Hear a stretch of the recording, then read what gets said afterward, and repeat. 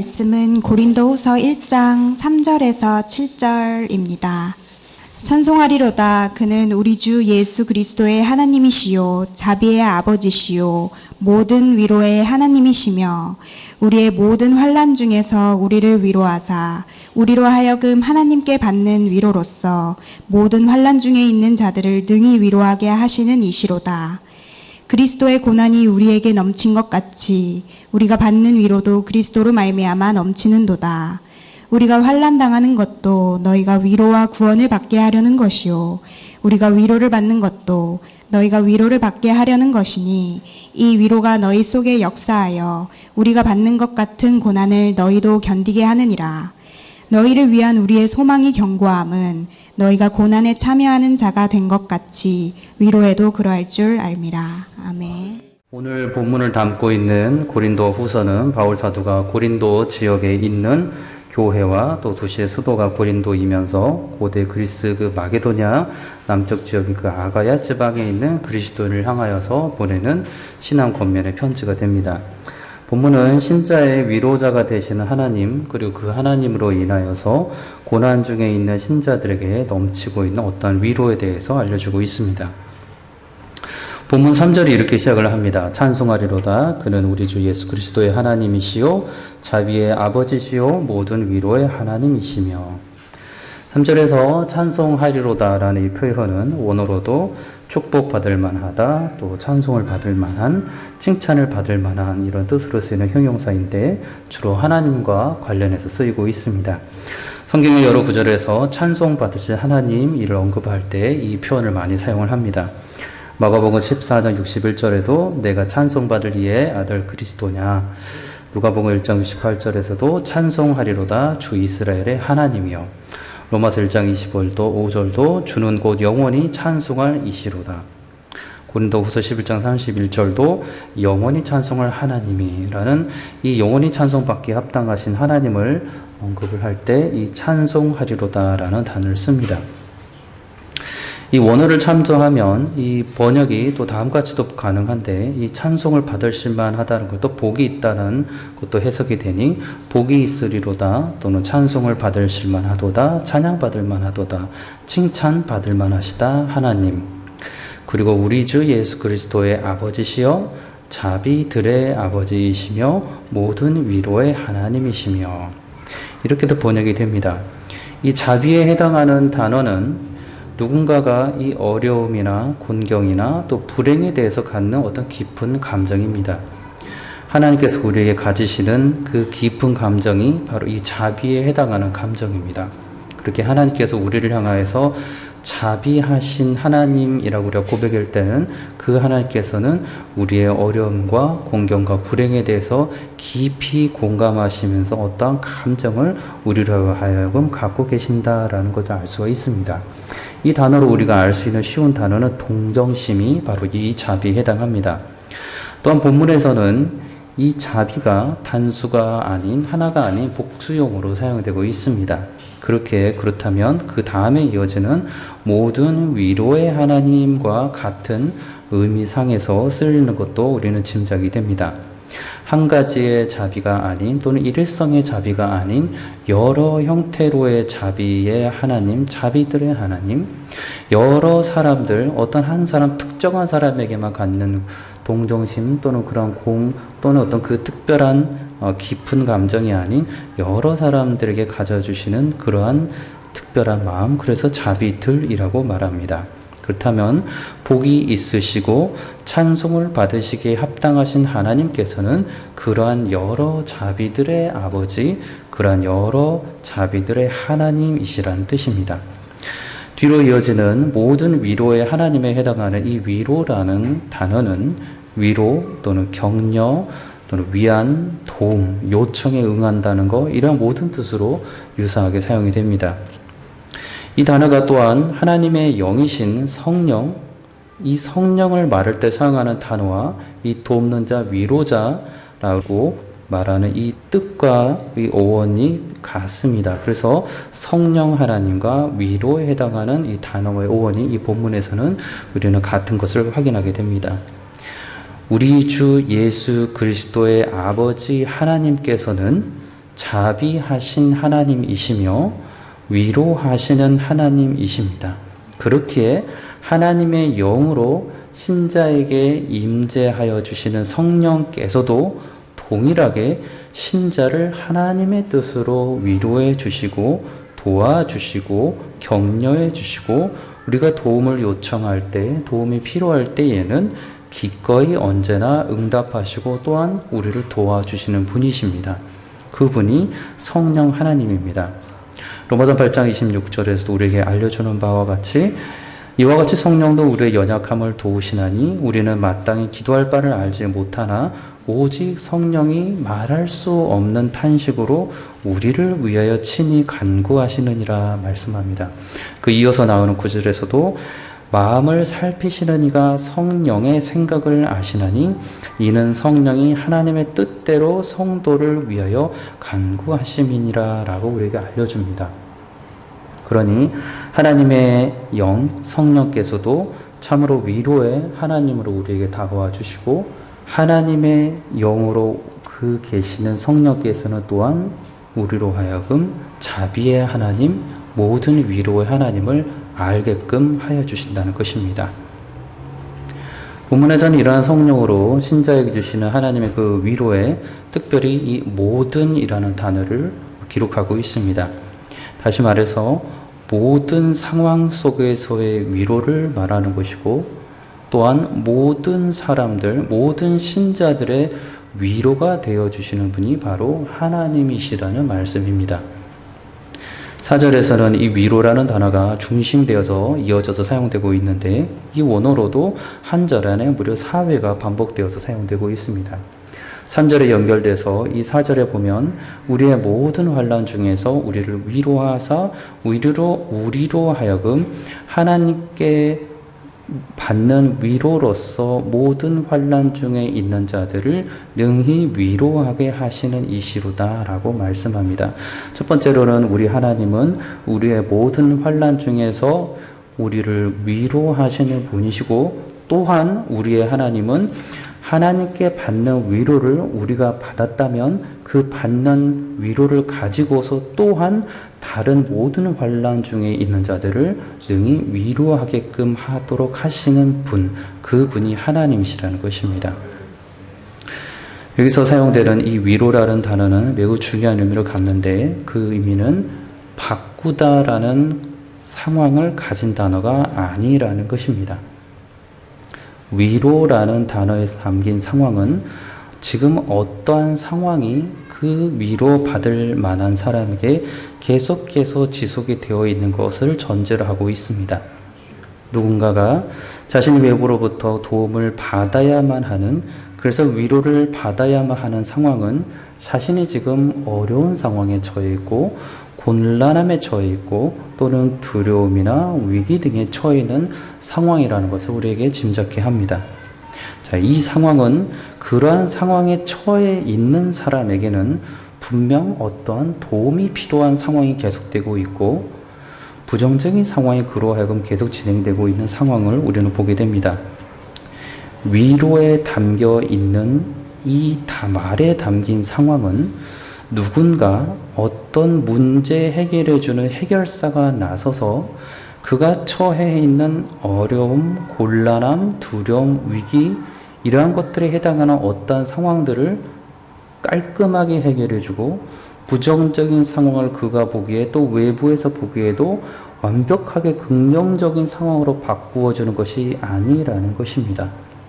악한 자들이 있다고 하여 그 악한 자들을 당장의 위로를 받아야 될 그 사람의 눈앞에서 멸망시켜버리고 사라져버리게 만드는, 그래서 그 위로 받아야 할 사람이 현재의 상황이 완전히 뒤바뀌어버리는 그러는 상황에서 사용하는 단어가 아니라는 것입니다. 위로라는 단어에 담긴 상황은 현재 그 자체로 이미 그 사람에게는 어려움이 있어서 혼자의 힘으로는 자신에게 맞닥뜨려진 그 상황을 스스로 자유롭게 벗어나지 못하고 있다는 것을 우리에게 보여주고 있습니다. 다시 말해서 다른 사람의 도움이, 다른 존재의 도움이 반드시 필요한 상황이라는 것입니다. 지금 그 상태, 그 위로받는 자는 삶의 자리에서 어려움이 분명히 있는 상황이고 그 상태에서 외부로부터의 어떤 위로가 절실하게 필요한 상황입니다. 자, 이 상황에서 하나님께서는 자신을 우리에게 알려주실 때에 신자의 현실 문제를 다 뒤집어서 그가 원하는, 그 사람이 원하는, 그가 해결받기를 원하는 그 어떠한 세상에서의 사용하는 방식대로 깨끗하고 깔끔하게 해결해 주시는 문제 해결사의 하나님이 아니라는 것입니다. 성경에서 말씀하시는 하나님은 분명하게 알려주는 것은 모든 자비의 하나님, 모든 위로의 하나님이시라는 것입니다. 본문 4절에서는 이러한 위로가 예수 그리스도를 믿고 따르고 있는 고린도 교회 성도뿐만 아니라 바울을 비롯한 그 디모데까지 모든 환난에 필요한 위로라고 말합니다. 하나님께서 위로해 주실 때에는 그 위로는 세상의 사람들이 줄 수 있는 어떤 일시적인 그 어떠한 것과는 달리 영원한 위로라고 하나님의 사람들이 고백하고 있었습니다. 또한 하나님의 특별한 영원한 이 위로를 통해서 신자는 위기라는 자신의 삶의 자리에서 여전히 거룩한 모습으로서 성도의 아름다운 모습을 또한 굳건하게 할 수 있다라고 성경은 우리에게 알려줍니다. 이것이 참 놀라운 사실입니다. 위기라는 현실의 삶의 자리가 계속 진행이 되는데 그 사람은 하나님으로 인하여서 예수 그리스도를 만난 그 은혜로 인하여서 여전히 하나님을 신뢰하고 여전히 그 삶이 망가지지 아니하고 죄로 인해 낙심되지 아니하고 하나님을 닮아가는 거룩한 모습으로서 사람들 앞에 삶의 자리에서 계속해서 나아갈 수 있다라고 성경은 단호히 말씀해주고 있는 것입니다. 이것이 데살로니가 후서 2장 16절 이하의 말씀입니다. 우리 주 예수 그리스도와 우리를 사랑하시고 영원한 위로와 좋은 소망을 은혜로 주신 하나님 우리 아버지께서 너희 마음을 위로하시고 모든 선한 일과 말에 굳건하게 하시기를 원하노라 라고 말씀합니다. 이 말씀이 그렇지 않을 수도 있으니 그렇게 되기를 바란다는 게 아니고 하나님께서는 능히 그렇게 할 수 있으니 그것을 너희들에게 축복받기를 원한다라는 이 바울의 특별한 마음이 담긴 권면의 말씀입니다. 지금 바울과 디모데 그리고 고린도 교회를 비롯한 아가야 지방의 그 모든 그리스도인들에게는 지금 그들의 상황이 하나님의 위로가 절실하게 필요한 모든 환난 중이라고 말하고 있습니다. 환난이 없는 상황 또는 환난이 다 지나가 버린 상황을 두고 나서 회상하면서 말하는 것이 아니라는 것입니다. 본문 3절에서처럼 우리 주 예수 그리스도의 하나님께서는 자비들의 아버지시요 모든 위로의 하나님이시기에 하나님의 자비들과 이 모든 위로는 사람의 그 어떠한 곤고해 보이는 삶의 자리에서도 여전히 능력 있게 역사하시는 모습으로 가능합니다. 하나님께서 위로하지 못하실 환난이 아무것도 없다는 것입니다. 성도가 어떠한 환경, 어떠한 처지, 어떠한 곤란, 어떠한 두려움, 위기, 고난, 아픔을 겪고 있을지라도 하나님의 위로는 그의 모든 상황에서 어김없이 예수 그리스도로 인하여서 힘이 되고 능력이 되어 주신다는 것입니다.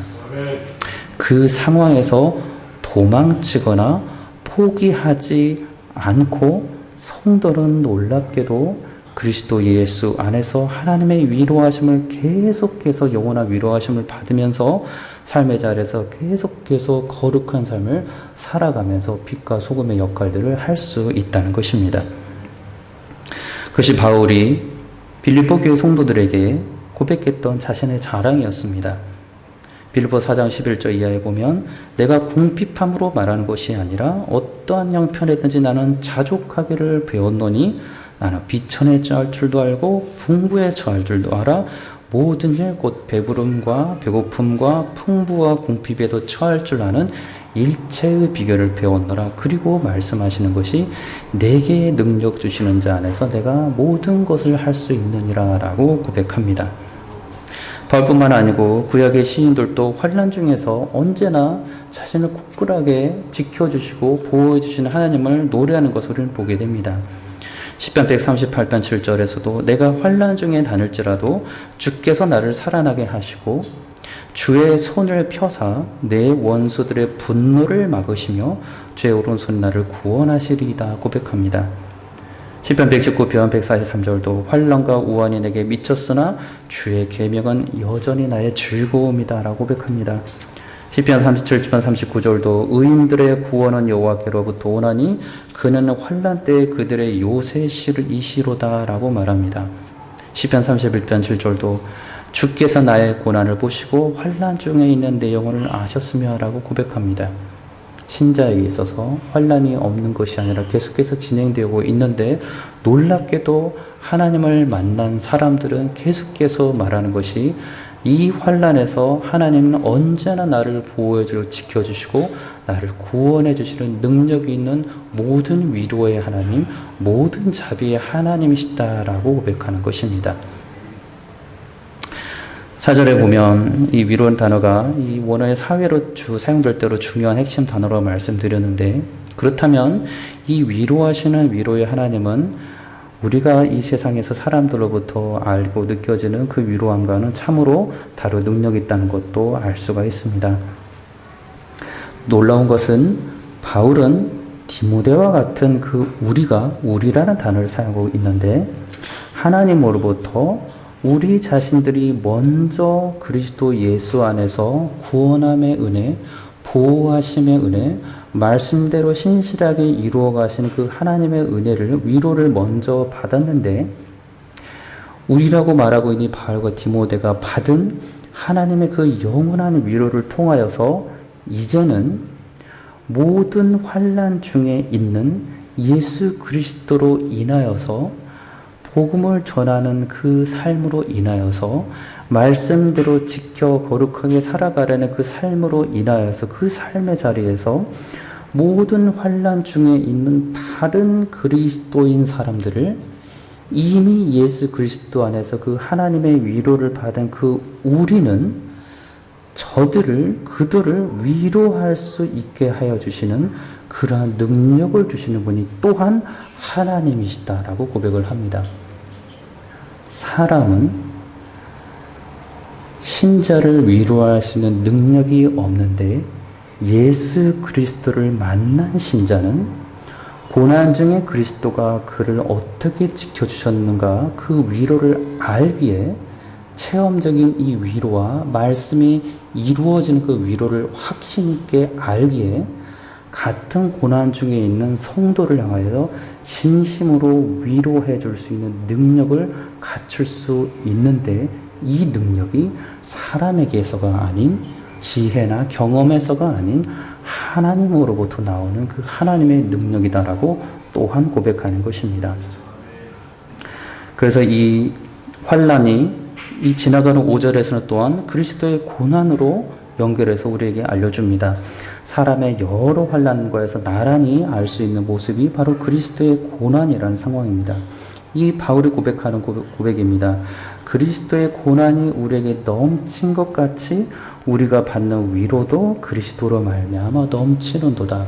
그러니 바울이 경험한 그 하나님의 위로, 그 위로는 그리스도로 인한 그 어떠한 여러 고난들을 당했는데, 그게 참으로 많았는데, 놀랍게도 그 고난이 하나하나 더 깊어질 때마다, 그 고난이 하나하나 더 많아질 때마다 내가 더 낙심이 되고 내가 더 힘겨워지는 것이 아니라 하나님께서 주시는 영원한 위로가 그리스도로 인하여서 차고 넘치게 너무나도 많았다라고 고백을 하는 것입니다. 위로를 받은 자만이, 그리스도로 인하여 위로를 받은 자만이, 그리스도로 인하여 하나님의 위로를 받은 자만이 할 수 있는 이 고백입니다. 고난을 자기 힘으로 이겨내 버리려고 한 사람이 아니라 자기의 그 신앙인으로서의 거룩한 삶을 살고 있고 복음을 전하는 그리스도인으로서의 살다가 겪는 그 고난을 하나님이 주시는 힘으로 그리스도 안에서 계속해서 위로함을 받고 승리해 갔던 그 바울이 할 수 있는 고백이 우리가 받는 위로도 그리스도로 말미암아 넘치니 이 위로가 너희들에게도 반드시 넘친다고 나는 확신한다라는 말에서 이 5절의 말씀을 하고 있는 것입니다. 그래서 바울은 자기가 당한 그 여러 가지 고난들에 대해서 사람의 고난, 자기의 정욕으로 인한 고난이 아니고 그리스도로 인한 고난이었다고 분명하게 말합니다. 고린도후서 1장 8절에서도 형제들아 내가 우리가 아시아에서 당한 환난을 너희가 모르기를 원하지 아니하노니 힘에 겹도록 심한 고난을 당하여 살 수만까지 끊어지고 우리는 우리 자신이 사형 선고를 받은 줄 알았으니 이는 우리로 자기를 의지하지 말고 오직 죽은 자를 다시 살리시는 하나님만 의지하게 하시니라라고 고백합니다. 그러니 바울은 이 고난들을 통하여서 하나님으로부터 멀리 떠난 것이 아니라 이 고난들을 통하여서 놀랍게 하나님께서 자신을 더욱더 하나님만 붙잡도록 하여 주시는 하나님으로 인해서 감사한다라는 고백을 지금 하고 있는 것입니다. 그러니 그리스도로 말미암아 넘쳤던 그 위로는 자신이 그리스도로 더 가깝게 다가가게 하여 주시는 하나님의 은혜로 연결된 것입니다. 그래서 바울 개인의 환난이 아닌 그리스도의 고난이 우리 그 바울과 디모데에게 참으로 넘쳤다라고 말하고 위로도 또한 넘쳤다라고 말하고 있습니다. 성도의 고난과 그리스도의 고난을 구별시켜서 따로 떼어서 보고 있지 않고 함께 보고 있는 것입니다. 6절에서도 이렇게 연결합니다. 우리가 환난당하는 것도 너희가 위로와 구원을 받게 하려는 것이요 우리가 위로를 받는 것도 너희가 위로를 받게 하려는 것이니 이 위로가 너희 속에 역사하여 우리가 받는 것 같은 고난을 너희도 견디게 하느니라 라고 말합니다.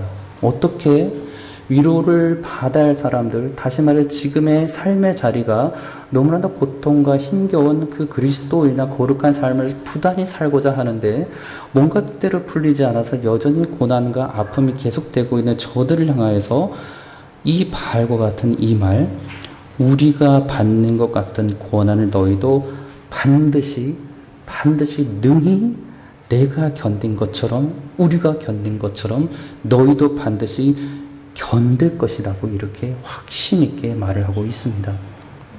이 위로가 너희 속에 역사하여 우리가 받는 것 같은 이 바울이 삶의 소망이 끊어질 만큼 등했던 이 그리스도로 인한 이 고난, 이 빌립보 교회, 이 고린도 교회, 이 데살로니가 교회, 이 바울이 전했던 많은 아시아에 있는 모든 이 그리스도인들도 동일하게 무너지지 않고 마땅히 능히 그리스도 예수 안에서 견딜 수 있다라고 지금 확신하게 전하는 것입니다. 왜냐하면 바울이 그 삶을 통하여서 하나님을 그렇게 만났기 때문입니다. 체험적인 신앙뿐만 아니고 자신이 구약을 통해서 익히고 알아왔던 그 하나님, 그 예수 그리스도가 참으로 자기를 계속해서 지켜주시고 구원하여 주심을 알고 있기에 체험하고 있기에 바울이 오기에 갇혀 있는 상황이든 바울이 풀려나서 자유롭게 순례 여행을 하면서 복음을 전하는 상황이든 바울은 계속해서 모든 고난 가운데서도 하나님께서는 그 고난을 뒤집는 것이 아니라 그 고난 속에서도 그리스도만을 붙잡도록 우리 믿음을 붙들어 주시고 그리스도로 계속해서 향하도록 하여 주시는 은혜가 크다라고 말하는 것입니다. 그래서 7절의 고백입니다. 너희를 위한 우리의 소망이 견고함은 너희가 고난에 참나하는 자가 된 것 같이 위로에도 그럴 줄을 알미라 라고 말합니다. 바울의 입장에서 그렇게 저들로 하여금 기도할 때 하나님 저들이 고난받지 않게 하여 주시라는 기도를 할 수가 없습니다. 왜냐하면 고난을 통하여서 이 바울은 그리스도의 위로가 차고 넘침을 그가 지금도 경험하고 있기에 저들로 하여금 삶의 자리가 온통 다 형편하고 평탄해지기만 해달라는 기도는 하지 않았다는 것입니다. 그러나 일부러 많은 고난을 당하라는 기도가 아니고 그들이 고난을 받을 수밖에 없을 것인데 그럼에도 불구하고 위로해도 그러할 줄 나는 확신한다라고 말하는 것입니다. 왜냐하면 바울이 그리스도 예수 안에서 그러한 삶을 경험하고 있기 때문입니다. 그래서 너희를 위한 우리의 소망, 바야그 디모데 소망이 견고하다, 확실하다, 틀리지 않다, 굳건하다라고 말하는 것입니다. 저 여러분들이 이러한 그리스도의 은혜를 알고서 살아가기를 원합니다. 세상의 환난들, 내 삶의 자리가 어떠하든지 간에 내 삶이 조금 펼쳐지면 하나님께 감사와 그 위로를 받는다고 생각하고, 혹여 내 삶의 자리가 고단하고 힘겨운 삶이 계속되면 내가 의로운 삶을 살아가는데 계속해서 불의가 나를 힘들게 했을 때 그것으로 해서 낙심하는 것이 아니라, 그럴 때마다 더욱더 나에게 그리스도 예수 안에서 위로 주시고 힘 주시고 자비하신 하나님을 만나주시는 주님 붙들고 오늘 하루도 계속 살아가며 주님께 기쁨이 되는 저와 여러분들이 되시기를 우리 주 예수 그리스도의 이름으로 축원합니다. 기도하겠습니다. 참 좋으신 아버지 하나님, 이 땅 가운데 살아가면서 여러 신앙인으로서 살다가 그 거룩함의 삶의 자를 지키려다 보니 불의와 맞설 때도 있고 어려움을 겪어야 할 때도 있지만, 그럴 때마다 그 삶의 자리를 두려워하고 회피하지 않도록 하시고 더욱더 그리스도를 붙들게끔 하여 주시는 하나님의 자비하심과 사랑하심과 은혜를 마음껏 누리며 뭇 영혼들에게, 그리고 뭇 성도들에게 동일하게 하나님의 확실시 되심을 전파하는 복된 저희들 성도들 될 수 있도록 주하는 축복하여 주옵소서. 예수님의 이름으로 기도합니다. 아멘.